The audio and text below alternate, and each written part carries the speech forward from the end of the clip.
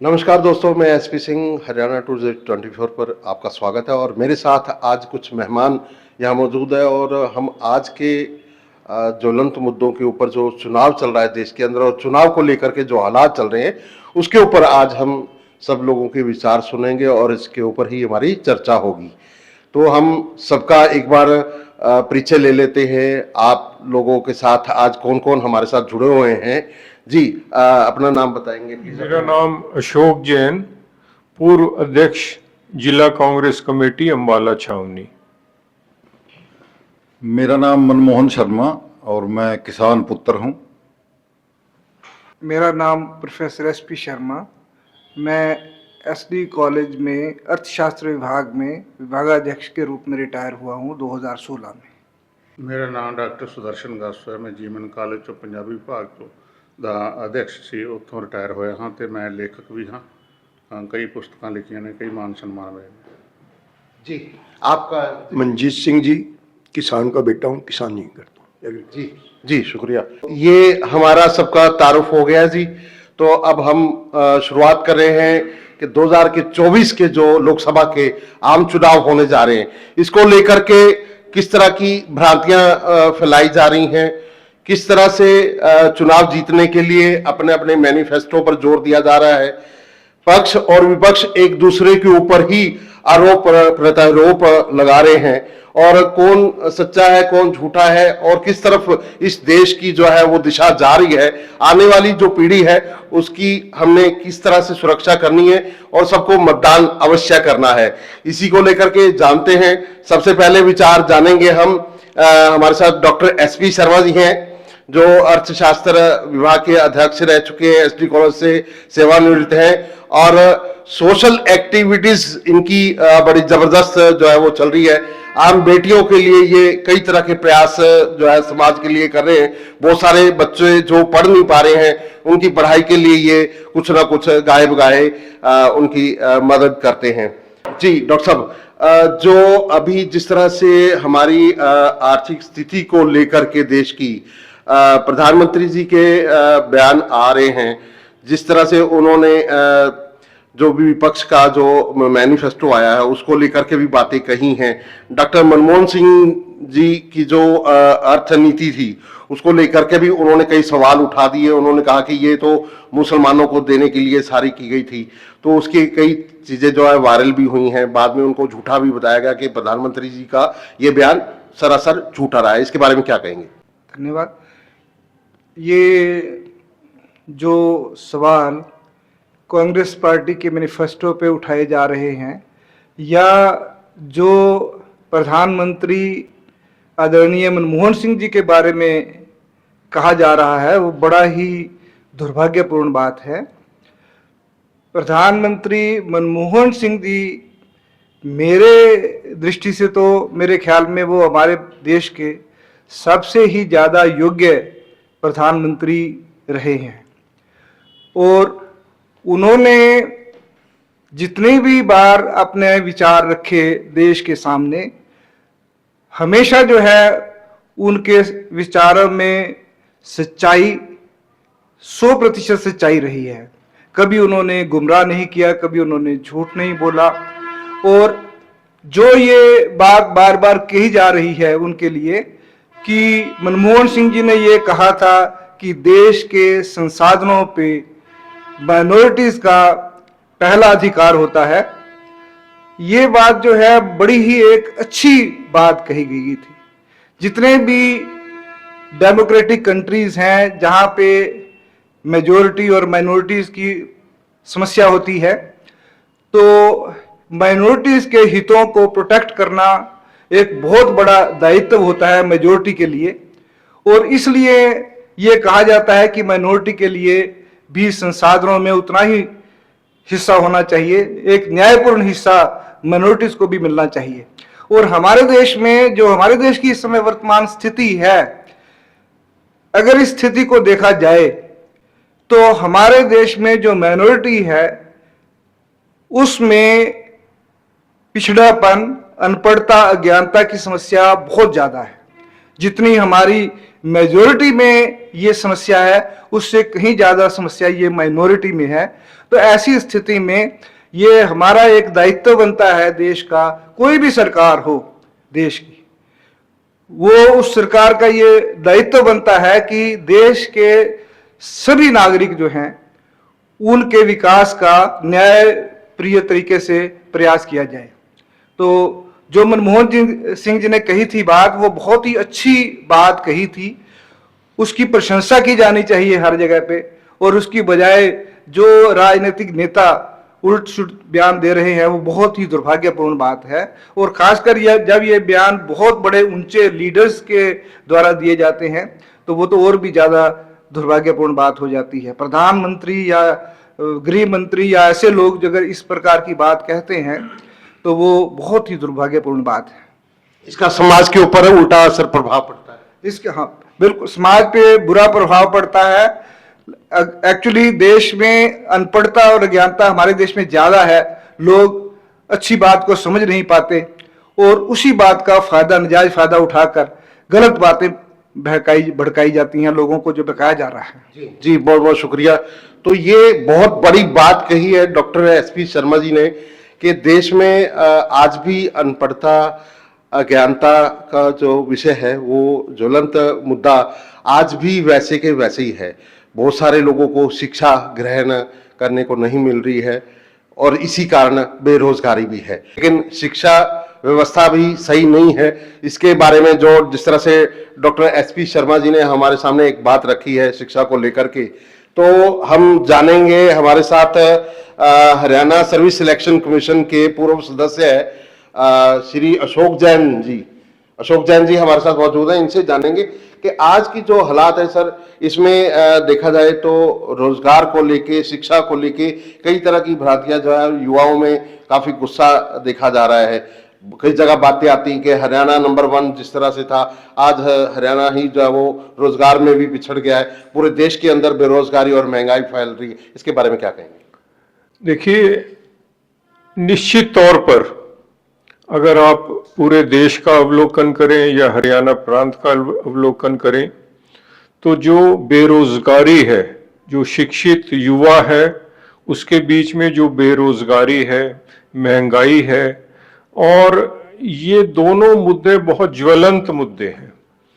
मैं इसमें एक तथ्य का विशेष उल्लेख करना चाहूँगा कि जो मौजूदा 2024 का चुनाव है वो एक तरफ जैसा आप देख रहे हैं कि इंडिया गठबंधन है, दूसरी तरफ एनडीए गठबंधन है।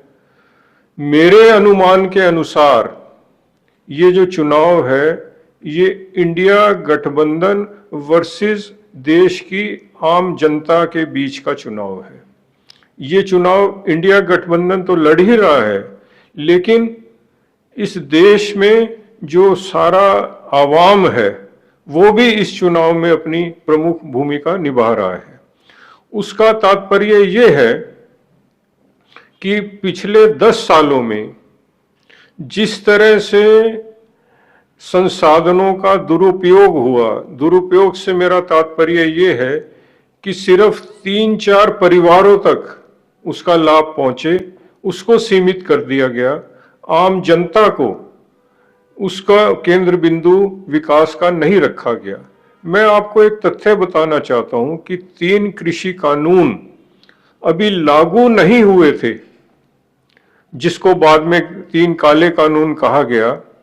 उससे पहले ही भंडारण के केंद्र बन गए कि भंडारण के बड़े बड़े वहां पर 100 एकड़ में वो सिलोज बन गए कि वो भंडारण अभी वो जो लागू भी नहीं हुई, कानून लागू, उन्हें कैसे पहले ही से नीति निर्धारण का पता चल गया।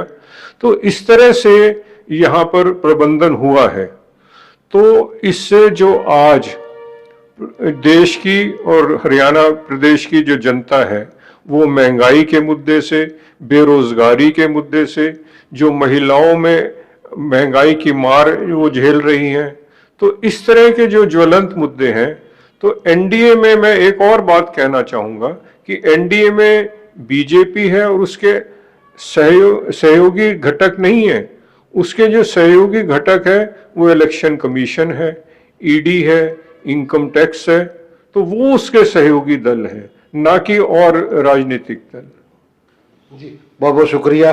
तो ये आपने सुना कि जिस तरह से विचार रखे हैं जैन साहब ने कि एनडीए के पास सिर्फ सत्ता हथियाने के लिए उनके सहयोगी ईडी, इनकम टैक्स, सीबीआई, ये सब संस्थाएं सरकारी संस्थाएं हैं, लेकिन उन्होंने साथ में जिस तरह से किसानों को लेकर के ये किसान जो एमएसपी को लेकर के जो कानून, कृषि कानून, 3 कानून बनाए गए थे, उसको लेकर के बिंदु उठाया, तो हमारे पास कृषि से जुड़े हुए किसान पुत्र हैं सरदार मनजीत सिंह जी। जी मनजीत सिंह जी, क्या कहेंगे जिस तरह से ये काले कानून की बात की गई और 800 तकरीबन जो है वो किसानों ने अपनी शहादत दी, दिल्ली के 2 साल वहाँ 1.5 साल बैठे रहे वो, और अभी फिर से वो पिछले 2-3 महीने से बैठे हुए हैं। आज भी उनके लिए वही कीलें गाड़ी गई हैं, वही उनके लिए बैरिकेड लगाए गए हैं। उसके अंदर भी आपने देखा कुछ युवा जो है वो शहीद हुए हैं। तो क्या आप ये इसको देख करके जो आज के हालात हैं और चुनाव हो रहे हैं, और जबकि सरकार कह रही कि नहीं हम किसानों को दुगनी आमदन के लिए व्यवस्था कर रहे हैं। के क्षेत्र में जो हमने देखा है, देखो जो इतने हमारे किसान भाई हैं 1.5-2 साल वहाँ पड़े रहे दिल्ली में, और उनके साथ जो कमिटमेंट की देश का प्रधानमंत्री हो, और उनको विश्वास में लेकर उठाया गया था, और उनको ये कहा गया था कि हम जो आपकी मांगे हैं वो पूरी कर देंगे, लेकिन आपकी जो इनकम है वो 2022 में दुगनी कर देंगे। इन दोनों बातों में मतलब देश का प्रधानमंत्री होते हुए इसके ऊपर कोई उनका अच्छा विचार नहीं पाया गया। आज उसी तरह किसान सड़कों पर रो रहे हैं, और उनका जो मार्केट का शोषण किया जा रहा है, अपने मुताबिक खेत जितनी फसल ले जाते हैं उसमें जो मॉइस्चर है वो निकाल के उनको कम रेट पे फसल खरीदी जाती है। किसान ऐसे है कि जो अपने उसमें कुछ भी प्राप्त नहीं कर पा, जितनी दवाइयाँ हैं वो नकली आ रही हैं, बीज हैं उनमें मिलावट है, तो इसलिए किसान देश का कहाँ बढ़ पाएगा।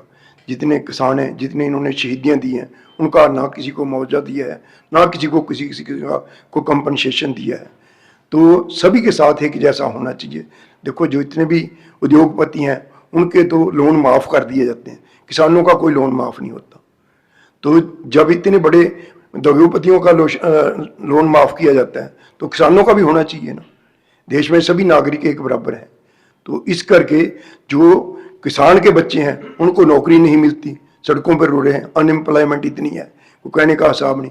मजबूरन उनको या तो विदेश में जाना पड़ता है या खेती का काम करना पड़ता है।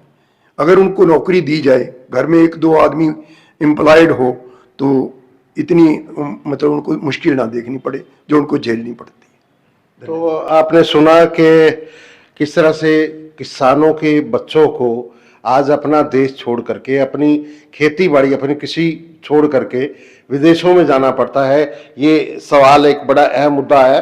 तो इसी के संबंध में हम इसके संदर्भ में हमारे साथ एक और मनमोहन स्वरूप शर्मा जी मौजूद हैं, इनसे भी जानते हैं कि ये जो किसान को लेकर के, कृषि कानून को लेकर के जिस तरह से बात आई कि बच्चों को जो है वो विदेशों में जाना पड़ रहा है, अपने घर बार छोड़ करके, अपनी जमीन छोड़ करके, और सरकार उसके ऊपर कोई काम नहीं कर रही है, इसके लिए क्या कहेंगे आप? जो पूर्व सरकार थी उसने एक खाद्यान्न पर लिमिट लगाई हुई थी कि इससे फालतू आप स्टॉक नहीं कर सकोगे। इस वर्तमान सरकार ने वो लिमिट खत्म कर दी, तो इससे क्या ब्लैक मार्केटिंग नहीं होगी? जब किसी को रोक ही नहीं होगी कि आप कितना स्टॉक रख सकते हो, और स्टॉक कौन करेगा? जो बड़े बड़े साहूकार होंगे वो स्टॉक करेंगे और वो अपने मन मर्जी के दाम लगाएंगे। तो ये पूर्व सरकार को दोष देना सरासर गलत है। इतिहास से अगर कुछ गलतियां हुई हैं, इतिहास से सबक लिया जाता है वर्तमान को सुधारने के लिए, ना कि इतिहास को पीटते रहो। लगभग 12-13 साल हो गए, आज चुनाव जो लड़ा जा रहा है उस पर 12 साल की 10 साल की अपनी सरकार की उपलब्धियों का जिक्र नहीं बिल्कुल भी। आज भी कांग्रेस या विपक्ष की सरकारों को दोषी ठहराया जा रहा है, और नफरत का प्रचार, नफरत का बोलबाला, इसके दम पर सरकार दोबारा सत्ता में आना चाहती है। बहुसंख्यक समाज को दिमाग कैप्चर करवा दिया गया है मीडिया से। आज मीडिया, मुख्य धारा का जो मीडिया है, वो पब्लिक के साथ ना होकर के, विपक्ष के साथ ना होकर के, सरकार के प्रवक्ता की भूमिका में रोल ज़्यादा अदा कर रहा है, जो देश के लिए और विकास के लिए बड़ा खतरनाक साबित होगा। और किसान की दोगुनी आय की बात है। मोदी जी ने 2013 में बड़े ऊंचे भाषण से कहा था कि अगर मेरी सत्ता आई तो मैं किसानों का कर्ज माफ़ करूंगा, किसानों को कर्ज मुक्त करूंगा। कहाँ हुआ वो सारा जुमला? वो भी जुमला बन गया।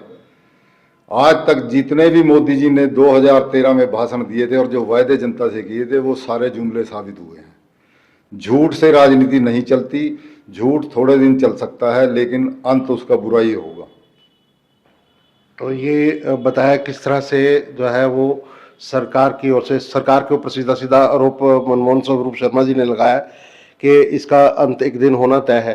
जी, डॉक्टर सुदर्शन कासो हैं हमारे साथ, तो इनसे भी जान लेते हैं कि आज की मौजूदा जो स्थिति, देश के हालात है, अभी आपने सब लोगों के विचार भी सुने, तो डॉक्टर साहब इन सब लोगों की बातें सुन के आपको क्या लगता है कि सरकार किस दिशा में जा रही है, देश किस दिशा में जा रहा है, कि आने वाले जो भविष्य है उसका क्या होगा? ये बड़ा मनोवैज्ञानिक और बड़ा अहम प्रश्न है कि हमारा देश किस दिशा में जा रहा है। जो दिशा निर्धारित होती है हमारे फ्यूचर की, वो हमारे वर्तमान के ऊपर निर्भर करती है कि हमारा वर्तमान कैसा है, उसमें हमारी नीतियाँ ठीक हैं, उसमें हमारी स्थिति ठीक है, उसमें हमारी सोच ठीक है, हमारा दृष्टिकोण ठीक है, हमारी मन की स्थिति ठीक है, या हम अच्छे से उन समस्याओं को हल करना चाहते हैं। जितने भी सज्जनों ने, विद्वानों ने यहाँ विचार व्यक्त किए हैं, वो बहुत ही संजीदा और समाज के साथ गहरे रूप से जुड़े हुए हैं। दुर्भाग्य इस बात का है कि इतना अहम इलेक्शन है, वो मुद्दों से भटकाया जा रहा है। जो मुद्दे हैं वो उन पे चर्चा नहीं हो रही, बल्कि मुद्दों से ऐसी चीज़ों को किसी झूठ के द्वारा, किसी दूसरे कुतर्क के द्वारा स्थापित किया जा रहा है, और देश में बहुत सारी भ्रांतियाँ, मानसिक द्वेष, घृणा पैदा की जा रही है। असमानता, आर्थिक असमानता इतनी बढ़ गई है, और उसका जो अंदाजा है वो हमें नहीं, अभी नहीं लग रहा। और जो बात मैं तो कई बार महसूस करता हूँ कि जो भी बड़े संवैधानिक पद पे सज्जन बैठ जाते हैं, उनको किसी पार्टी के प्रचार के लिए बैन होना चाहिए। क्योंकि अगर हमारे पद पे बैठे हुए, इतने ऊंचे पद पे बैठे हुए जो लोग हैं, वो अगर इस तरह की बातें करते हैं, जो किसी झूठ का, जो मतलब उसकी गिरावट की जिसे कहते हैं कोई हद होती है, अगर वो बोलते हैं, तो हमारे जो शिक्षा नैतिक दी जाती है, जो हम सच बोलने की बात उपदेश देते हैं, उसका औचित्य क्या रह जाता है? इसका मतलब उसका कोई औचित्य नहीं रहता। और ये जो बातें फैलाई जाती हैं, मैं इसका और महसूस करता हूँ कि इसका आने वाले समय में हमारे लोगों के दिलों में बहुत बुरा प्रभाव पड़ता है। समाज में बंटने की बातें होती हैं। समाज के आने वाले दौर में उसका लोग एक दूसरे को नफरत की दृष्टि से देखते हैं, जबकि समाज के में प्रेम, मोहब्बत और इंसानियत के द्वारा जो है तरक्की होती है। तरक्की अगर हालात नहीं होंगे तो तरक्की भी नहीं होती।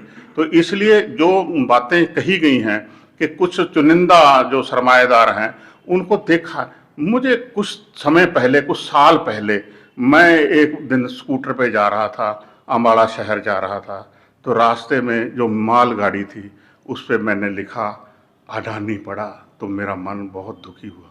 मैं स्कूटर पर रोक के अपने दुखी मन को हौसला देने की कोशिश करता रहा कि जिस आज़ादी को हमारे देशभक्तों ने सारे देशवासियों के लिए लेकर दिया था, अपनी कुर्बानियों देकर, वो किसी लोगों को सौंप दी जा रही है, हाथों में दी है। अगर हमने रेल दे दी, अगर हमने ट्रांसपोर्ट दे दी, बाजू दे दिया, अपनी आर्थिकता दे दी, और बहुत सारी चीज़ें जो मीडिया में है, मीडिया में जो बोला जा रहा है, बताया जा रहा है, वो बिल्कुल विश्वास योग्य नहीं है, वो तथ्यहीन है। अगर मैं तो अब जो YouTube पे होता है, जैसे सत्य हिंदी है, इसको सुनता हूँ, रवीश को सुनता हूँ, संजय शर्मा है 4 PM वाले, उनको सुनता हूँ, और लोगों को जो तथ्य बताते हैं, जीवन की जो गहरी सच्चाई है उसको बयान करते हैं, हमारी आंखें खुल जाती हैं, हमारा मन जो है वो देखने ऐसा होता है, दुखी हो जाता है कि ये स्थिति है और बताया क्या जा रहा है। इसलिए ये देश जो है बहुत बुरे हालात की जो है वो हमें आहट दे रहा है। और मैं तो प्रार्थना और प्रभु से यही गुजारिश करूँगा कि इस तरह की सरकार आए जो लोगों के मुद्दों की बात करे, जो लोगों में प्रेम की बात करे, इंसानियत की बात करे। और मैं सुन रहा था कि अग्निवीर, मैं सोचता हूँ कि 4 साल में तो एक सिपाही को जो राइफल है वो लोड करनी आती है। और एक सच्ची झूठी बात मैंने वो सुना है कि जब तक वो अग्निवीर रहेगा तब तक वो अपनी शादी के बारे में सोच नहीं सकता। तो आप देखिए क्या क्या चीज़, क्या क्या कानून बना रहे हैं। ये हमने देश जो है इसलिए बुलाया था कि हमारी जो सुरक्षा है देश की उस पर ताक पे रख दिया जाए। इसका कोई औचित्य तो हो ना, कोई लॉजिक तो हो।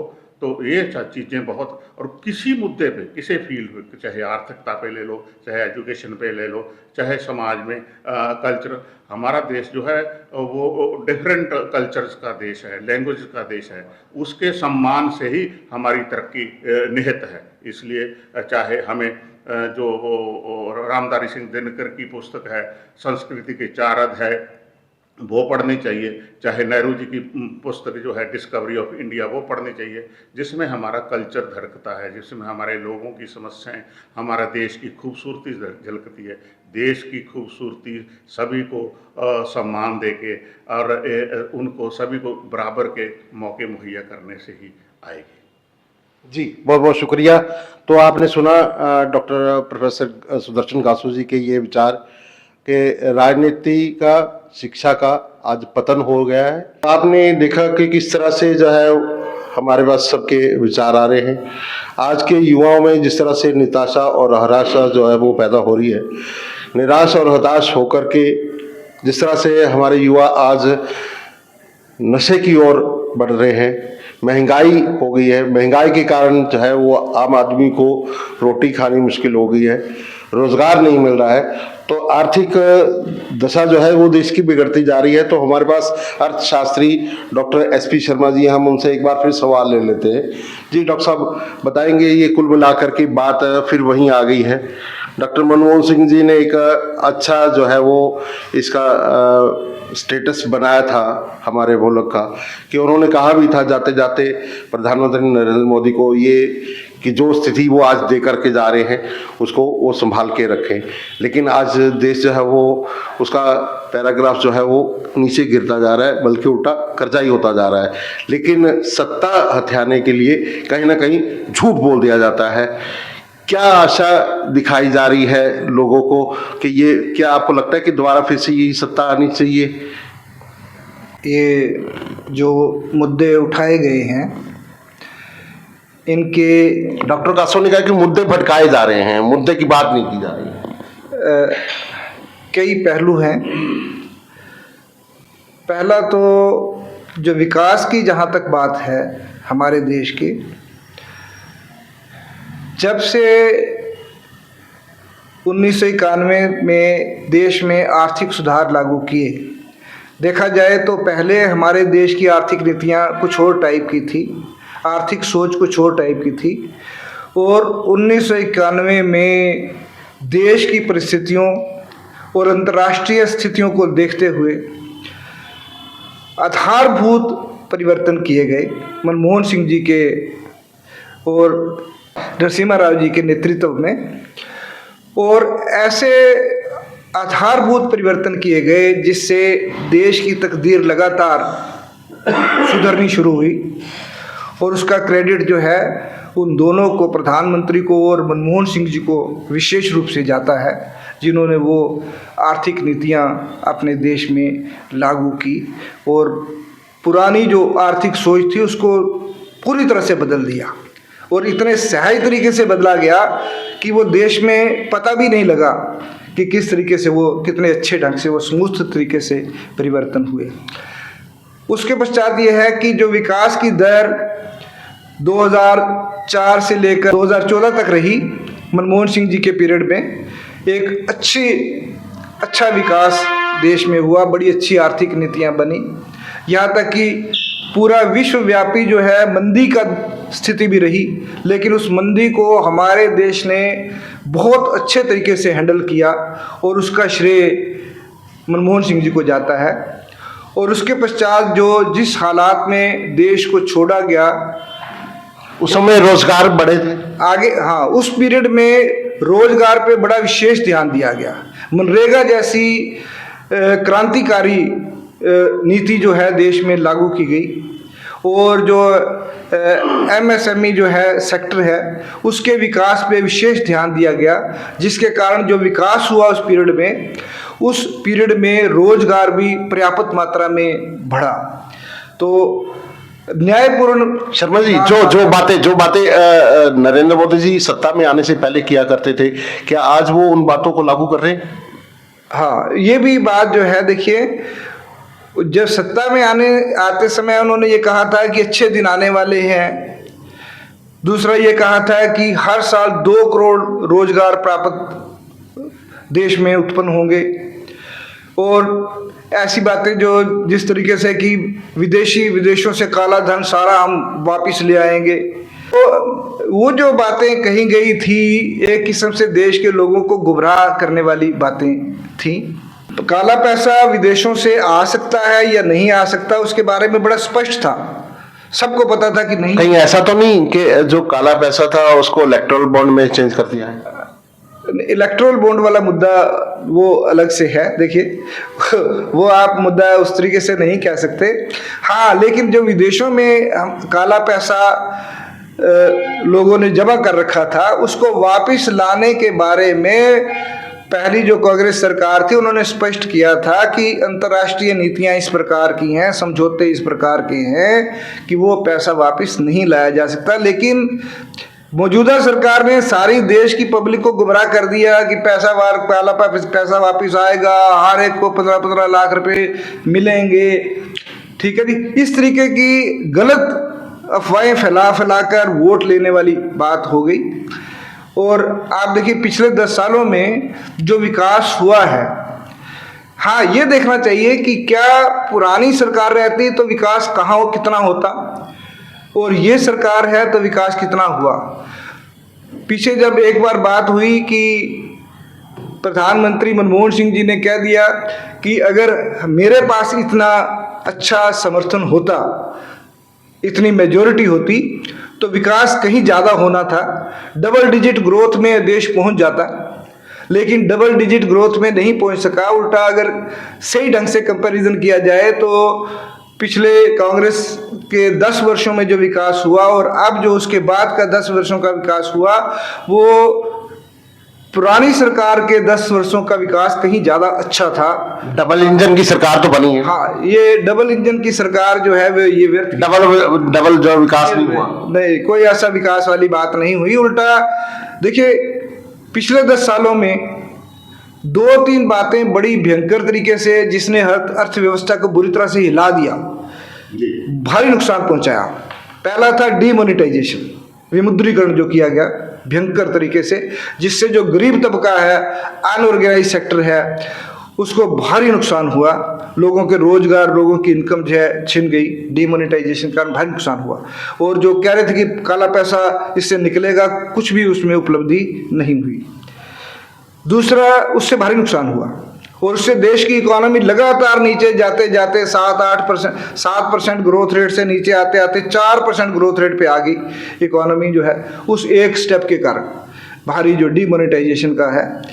उसके बाद जब कोविड आया, मैं कहता हूँ कोविड में जो हमने लॉकडाउन लगाया इंडिया में, पूरा देश एक कोने से दूसरे कोने में, चारों कोने से टोटली बंद कर दिया। वो भयंकर लॉकडाउन बहुत ही गलत पॉलिसी थी। लॉकडाउन सेलेक्टिवली कहाँ कहाँ लगाना चाहिए था कोविड को कंट्रोल करने के लिए, सारी इकोनॉमी का चक्का जो है बिल्कुल बंद कर दिया गया। और उसका परिणाम ये रहा कि भारत का जो जीडीपी है -6.5 ग्रोथ जीडीपी ने एक वर्ष दिखाई, जो कि दुनिया सारी में सबसे खराब हालत रही। ये दूसरा था कि कोविड का फर्स्ट फेज का मिसमैनेजमेंट, और फिर उसके बाद कोविड के सेकंड फेज को रोकने के लिए जो स्टेप उठाए जाने चाहिए थे वो नहीं उठाए गए।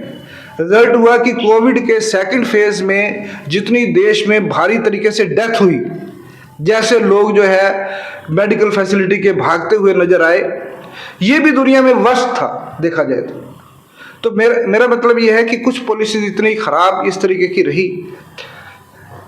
2-3 बातें जो पक्ष में भी मैं कह सकता हूं कि इस सरकार ने, पहला नंबर 1 फिस्कल मैनेजमेंट जो है उसको काफ़ी ठीक रखा, कंट्रोल में रखा, ये उनको क्रेडिट में जाता है। दूसरा ये भी कह सकते हैं कि इस सरकार ने जो प्रोजेक्ट इम्प्लीमेंटेशन है वो बहुत सही है, अच्छी है, कि समय पर जो है जो भी प्रोजेक्ट ये प्लान करते हैं वो समय पर लागू होते हैं, तो ये एक अच्छा एस्पेक्ट है। कुछ बातें अच्छी भी हैं, ऐसे सारी बातें कोई, लेकिन जो बहुत बड़े मेजर फैसले जिन्होंने देश की इकोनॉमी के साथ भारी अन्याय कर दिया, और फिर जो ग्रोथ हुई है वो के शेप ग्रोथ है। अमीर जो है अमीर बनते चले गए बहुत ज़्यादा, और गरीब जो है उनकी हालत बहुत ही बिगड़ती चली गई, हालत बहुत ख़राब है। आज 80 करोड़ लोगों को फ्री में 5 किलो के हिसाब से अनाज देना पड़ रहा है, वो भी नहीं मिल रहा पूरा। वो भी ये शो करता है, वो अपने आप में यही बात को शो करता वो है। शो करते हैं लेकिन मिलता तो नहीं, धरातल पर तो नहीं। हाँ, काफी लोगों को नहीं भी मिलता, लेकिन वो ये शो करता है कि देश के जो नीचे के तबका है, मेजर पोर्शन जो पॉपुलेशन का, उसकी हालत काफ़ी ज़्यादा ख़राब है। और बेरोजगारी के दृष्टि से तो बहुत ही देश की हालत बहुत ही ख़राब है, जहां हम ये कहते हैं कि 20 साल से लेकर 29 साल के बीएच की उम्र के बच्चे जो ग्रेजुएट्स हैं उनमें 60% ग्रेजुएट अनएम्प्लॉयड हैं, 50% से ज़्यादा ग्रेजुएट देश में अनएम्प्लॉयड हैं। उस उम्र में जब बच्चा खूब हिष्ट पुष्ट खुश होना चाहिए, अच्छा बहुत खूब दिन रात मेहनत करते हुए होना चाहिए, उस समय वो बेरोजगार है, फ्रस्ट्रेटेड है भारी, तो ये बड़ा भारी देश का दुर्भाग्य है। बेरोजगारी की स्थिति जो है देश में, ये सबसे बड़ी समस्या है और बहुत ही दुखदाई है। शुक्रिया। तो ये हमारे देश की स्थिति के बारे में जिस तरह से हमारे विशेषज्ञ अर्थशास्त्री doctor S V Sharma ji ने बताया, तो इसी बात को लेकर के हम आगे बढ़ते हैं। मनमोहन स्वरूप शर्मा जी, मैं तो जी चंद शब्दों में आपसे कहना चाहूँगा, आपके माध्यम से ये बात जनता तक पहुँचाना चाहूँगा कि जब हम गुलाम थे, ना हिंदू थे ना मुसलमान थे, केवल माँ भारती को आज़ाद कराने के लिए माँ भारती की संतान थे। इससे ज़्यादा मैं कुछ नहीं कह सकता। आज जो माहौल ख़राब हुआ देश का, पूर्व सरकार ने लगभग 550 रियासतों के करीब थी, राजे रजवाड़े थे, जिनको एक गुलदस्ता बना के देश को समर्पित किया था, आज वो खंडित होने जा रहा। आज की पब्लिकों को, युवाओं को क्या संदेश देंगे? मैं तो यही कहूंगा कि आज राजनीतिक नेता बहकावे में, उनके बहकावे में मत आए, भाईचारे को बनाएं और अपने विकास के लिए भाईचारे के बगैर, सद्भावना के बगैर कोई तरक्की नहीं हो सकती देश की। तो ये देखिए कि सद्भावना के बिना, भाईचारे के बिना हम आगे नहीं बढ़ सकते, देश तरक्की नहीं कर सकता। ये बेरोजगारी, ये महंगाई, ये सब तमाम चीजें तब तक दूर नहीं हो सकती जब तक सबसे पहले हमें अपना भाईचारा कायम रखना पड़ेगा। तो वही कुल मिलाकर के विषय आ रहा है कि नैतिकता का पतन हो रहा है, जो हमारी शिक्षा का स्तर है वो भी गिर रहा है, बेरोजगारी बढ़ रही है। जी मनजीत सिंह जी, क्या कहेंगे? देश के जो मुद्दे हैं, देश के जो हालात हैं, आज की राजनीति को उसका दोषी माना जा रहा है, आप क्या कहेंगे? सर ऐसा है कि देखो, जो आपसी भाईचारा है वो ज़रूरी होना चाहिए, क्योंकि प्यार से जो है काम देश में तरक्की हो सकती है।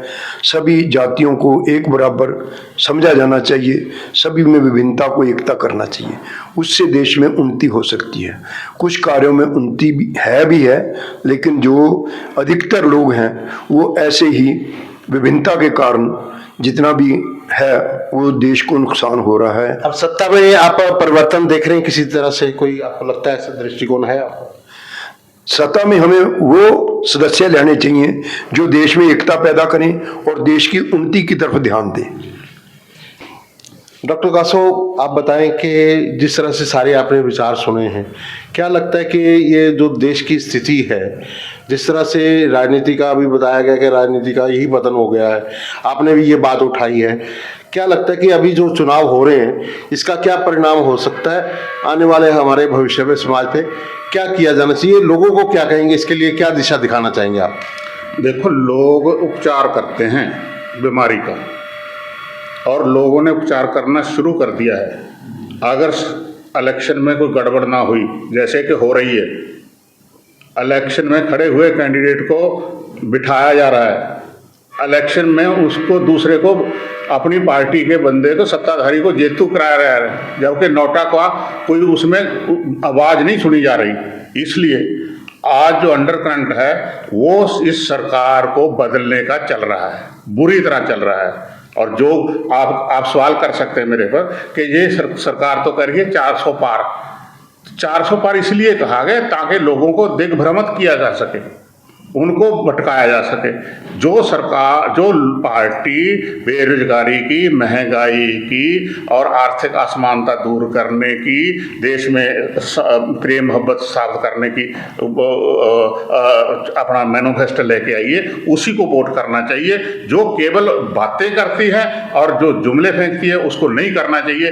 ये बहुत जरूरी स्थिति है, बड़ी विस्फोटक स्थिति है। इसलिए मुझे उम्मीद है कि लोग इस सरकार को उखाड़ फेंकेंगे।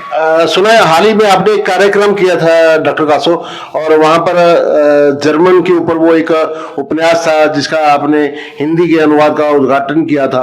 उसमें बहुत सारे जो बुद्धिजीवी वहां वर्ग इकट्ठे थे, तो उन्होंने भी मौजूदा सरकार को जो है हिटलरशाही ही करार दिया था और इसके खिलाफ लड़ने की बात आवाज उठाई गई थी। हिटलरशाही ये नहीं कर रहे, ये खड़गे जी की इंटरव्यू न्यूज़ 24 पे सुनो, 3 बार उन्होंने टेलीकास्ट की है, उसको देखो।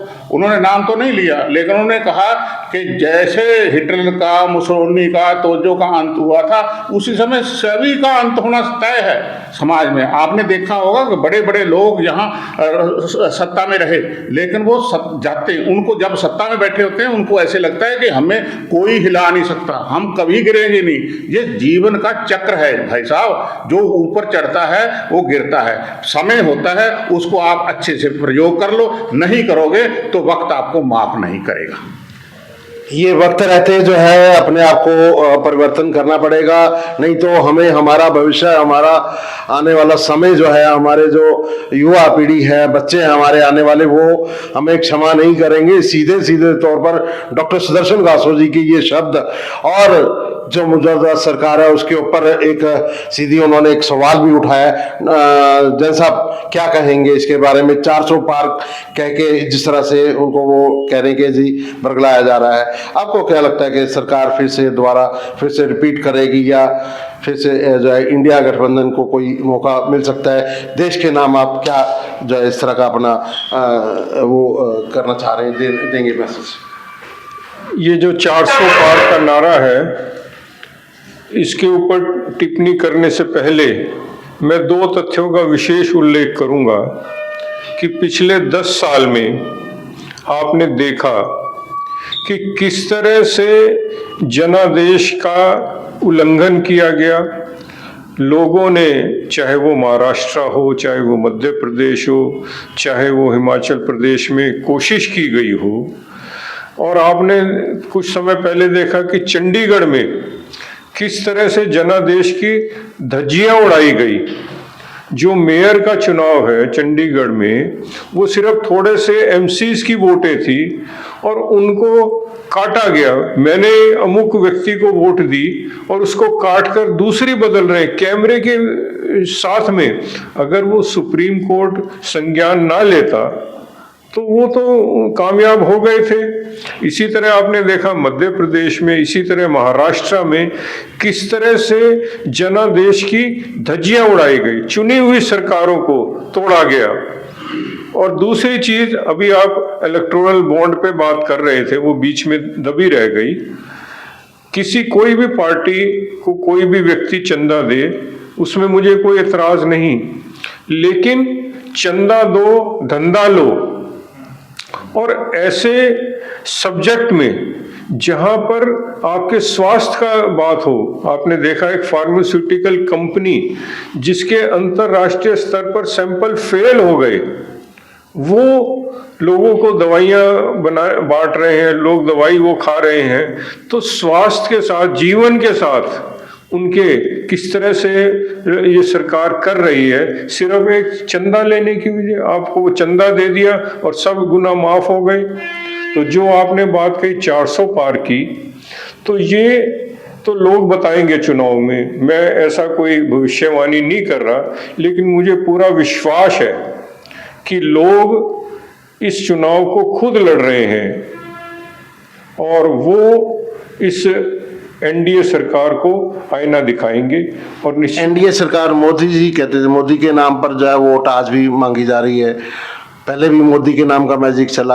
आज जो चुनाव मैदान में है उसमें आधे से ज़्यादा कांग्रेस से जो प्रत्याशी, जो बहुत सारे लोग जो है वो बीजेपी में गए हैं। देखिए, ये बिल्कुल तथ्य है जो आपने बताया कि कई लोग कांग्रेस पार्टी, हरियाणा में ही 6 लोग हैं। हरियाणा में जैसे आपने खुद कहा कि वो हरियाणा जो बीजेपी की सरकार है वही कांग्रेस के प्रत्याशियों को लेकर अपने प्रत्याशी बनाकर उनको चुनाव मैदान में उतार रही है। तो निश्चित तौर पर ये जो दर्शा रहा है कि जो बीजेपी सरकार है वो तो जोड़ तोड़ की राजनीति कर रही है, ना कि कोई नैतिकता की राजनीति। भ्रष्टाचार मुक्त हुआ देश या हरियाणा? भ्रष्टाचार तो चरम सीमा पर है। जो देश के संसाधन है, जैसे साहब, अगर सरकार आती है तो आप इसका क्रेडिट किसको देंगे? जनता को देंगे, कांग्रेस पार्टी को देंगे, या हुड्डा साहब को देंगे? हुड्डा साहब का नेतृत्व फिर से आएगा। निश्चित तौर पर इसका प्रमुख जो वो है इसका, तो वो जनता के ऊपर है। फिर जो हमारा नेतृत्व है हरियाणा में, श्री भूपेंद्र सिंह हुड्डा जी, और केंद्र में खड़गे साहब, राहुल गांधी जी, प्रियंका गांधी जी, सोनिया गांधी जी, इनको पूरा श्रेय जाएगा। उनकी जो यात्राएं 2 बार की गई हैं, पार्ट 1 पार्ट 2, इसका असर होगा। यात्राएं तो की हैं, लेकिन उन्होंने जो देश की जनता के मुद्दे उठाए हैं, जो आपने 5 न्याय की उन्होंने गारंटी दी है, वो देश की जनता के मुद्दे हैं। जी, तो देश के गारंटी दी, देश के मुद्दे हैं। आखिरी सवाल हम संक्षेप में एसवी शर्मा जी से लेंगे। डॉक्टर एसवी शर्मा, सारी बातें सुन ली हैं, आप हमें 2 टुक जो है अपना जवाब दें, निष्कर्ष निकालें। आज की इस जो चर्चा हुई, मंथन हुआ है, इसके बारे में आप क्या कहेंगे? जो मौजूदा सरकार है और विपक्ष है, इसका क्या भूमिका हो सकती है, क्या असर हो सकता है आने वाले हमारे समाज के ऊपर, और किस तरह समाज को जाना चाहिए? जो वर्तमान स्थिति है वो बड़ी ही नाजुक है, क्योंकि